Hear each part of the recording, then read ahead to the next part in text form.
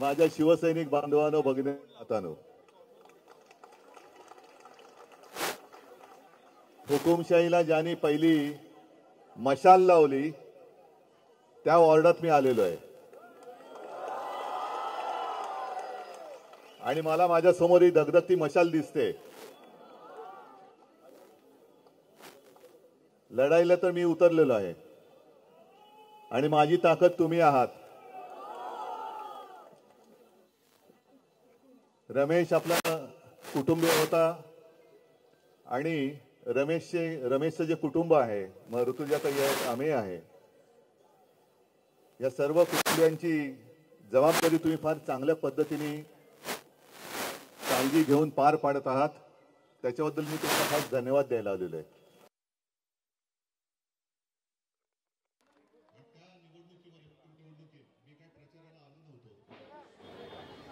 तुम्ही दाखवून दिलं की इतर गद्दार जरी विकले गेले तर एक सच्चा कट्टर शिवसैनिक हा विकला जाऊ शकत नाही.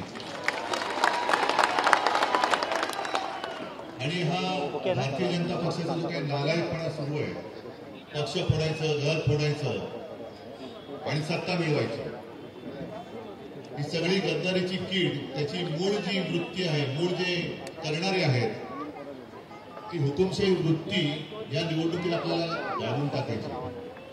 मी राज्यभर फिरतोय. काल रात्री उशिरा धाराशिववरून आलो.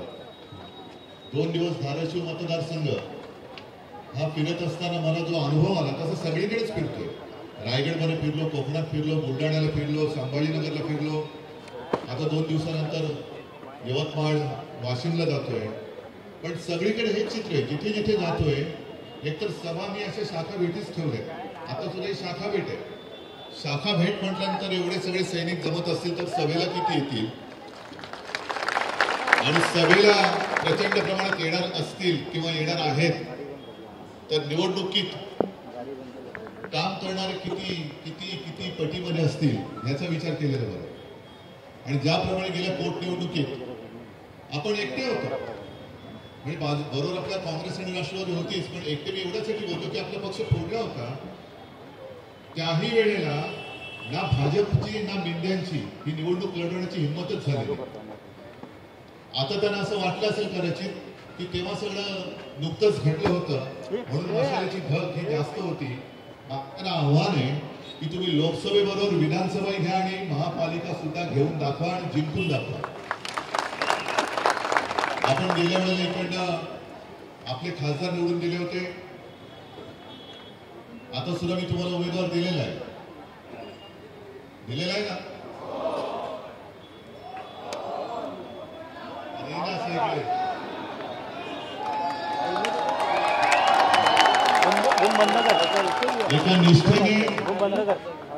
एका निष्ठेने आणि जिद्दीने जिंकणारच या निष्ठेने अमोल लढतोय. अमोलच्या पाठीकडे सुद्धा चौकशीचा शुक्लकाष्ठ लावण्याचा प्रयत्न चालूच आहे. पण मी त्या सगळ्यांना सांगतोय की सगळे दिवस सारखे नसतात.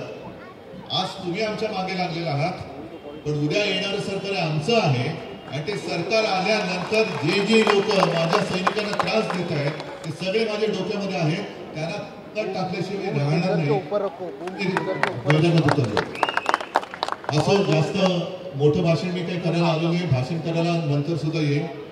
पण एकूणच जो काही कारभार चाललेला आहे महापालिकेचा, आता इथून मी जोगेश्वरीला जाणार, मग पूर्व पश्चिम अंधेरी, आता पूर्व पश्चिम जोडणारा गोखले पूल बघून आलात कसा वरती आणि कसा खालती. शिवसेनेचं प्रशासन असताना ज्या मुंबई महापालिकेचं कौतुक करोनाच्या काळामध्ये जागतिक स्तरावर झालं, शिवसेनेला बाजूला केल्यानंतर याने कसे घोटाळे करायला सुरुवात केली ते बघा. म्हणजे महापालिकेला त्यांनी टाळं लावले, लोकप्रतिनिधींना महापालिकेला टाळं लावून हे घोटाळे करतायत. अशा या महापालिका आयुक्ताला आता निलंबितच करायला पाहिजे. आणि मला खात्री आहे की आपलं सरकार आल्यानंतर हे असे सगळे त्यांचे चमचे अधिकारी आहेत, त्या अधिकाऱ्यांना आपण निलंबन त्यांचं करून त्यांच्या कारभाराची चौकशी करायची आहेच. आणि ती करून मग प्रत्येकाचं जे काही माप असेल ते त्याच्या पत्रामध्ये टाकू. असो, जास्त पुन्हा मी काही बोलणार नाही असं बोलत जाईन, कारण विषय खूप आहे. तुम्हाला मी सगळ्यांना धन्यवाद देतो आणि तुमचं खास मी कौतुक करायला आलो. अभिनंदन करायला आलो की त्या बिकट परिस्थितीत सुद्धा सगळ्यांना असं वाटलं होतं की अंधेरीचं काय होणार. अनिल मला सांगत होते, साहेब तुम्ही काळजीच करू नका, आपलं काम एवढं झालेलं आहे, रमेशने एवढं काम केलेलं आहे आणि इथला मुख्य म्हणजे सैनिक जागेवर आणि सैनिक एका जागेवर आहे म्हटल्यानंतर शत्रू किती बलाढ्य असला आणि त्यांनी किती टकरा आपल्या गड किल्ल्याला मारल्या तर त्यांची टाळकी फुटतील, पण माझ्या गड किल्ल्याच्या तटबंदीला एक चिना सुद्धा जाणार नाही, चर सुद्धा जाणार नाही, एवढी ही मजबूत तटबंदी आहे. ही अशीच अभेद्य ठेवा आणि येणाऱ्या प्रत्येक निवडणुकीत लोकसभा, विधानसभा आणि आपला खरा शिवछत्रपतींचा भगवा हा असाच फडकत कायम ठेवा, एवढीच एक विनंती करतो. धन्यवाद. जय हिंद, जय महाराष्ट्र.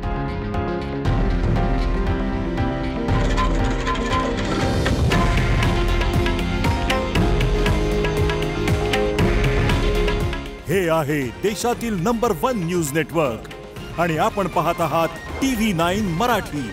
काळजी तुमची, हित महाराष्ट्राचं.